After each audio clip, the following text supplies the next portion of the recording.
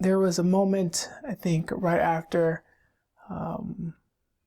undergrad. Actually, I spent a year off. I spent 3 years off, but my first year I spent in the lab at Johns Hopkins, and I had committed to my mentor. I told him that I would work 2 years in his lab, and I spent the whole year, that first year, studying for the MCAT. Took a prep course, which I thought was very helpful, and I ultimately ended up not doing as well as I had hoped. And so at the end of that first year of working in the lab, I was very nervous because I wanted to go to the medical school where I did my undergrad at UNC, and I was an out-of-state student, and so I knew my chances of getting into that medical school were much less as an out-of-state student versus in-state student. So I remember asking to meet with my advisor and talk about, possibly leaving the lab and going down to North Carolina to establish myself before applying for medical school. And I could tell he was a little disappointed when I told him that I would leave before the end of my 2-year term. And I remember him distinctly saying,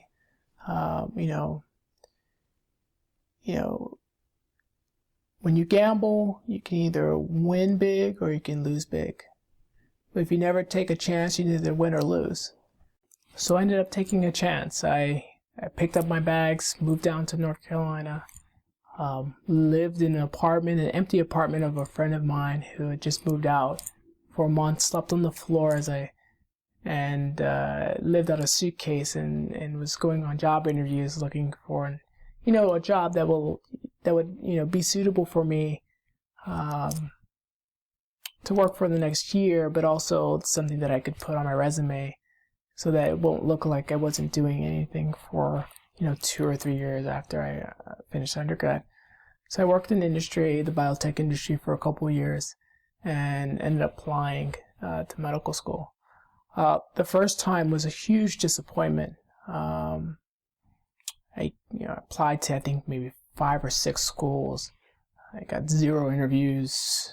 I remember standing at the counter in my kitchen and nearly breaking into tears after I got one rejection after another.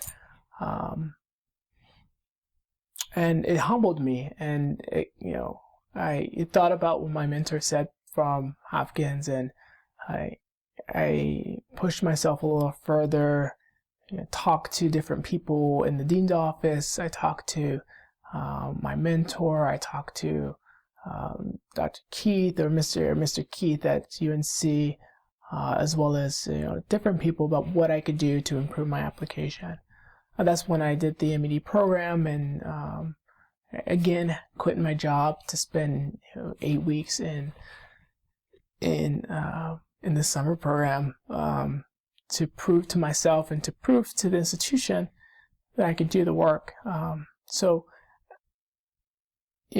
long story short, it ended up working out in my favor. I ended up going to UNC, and I think what I'm trying to say is that it takes some dogged determination, thick skin, the ability to see the end goal in mind and do all the steps needed to get you to that point. Never giving up, and when you fail, get up and try again. I think those are the aspects of doctors and people who succeed in any field need to have to be able to get through the hard times and get through difficult challenges.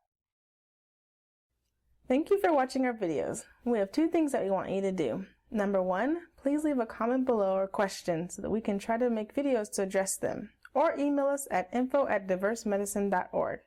Number 2, please subscribe to our channel, and that way we can get the videos out to as many people as possible. Thanks for watching.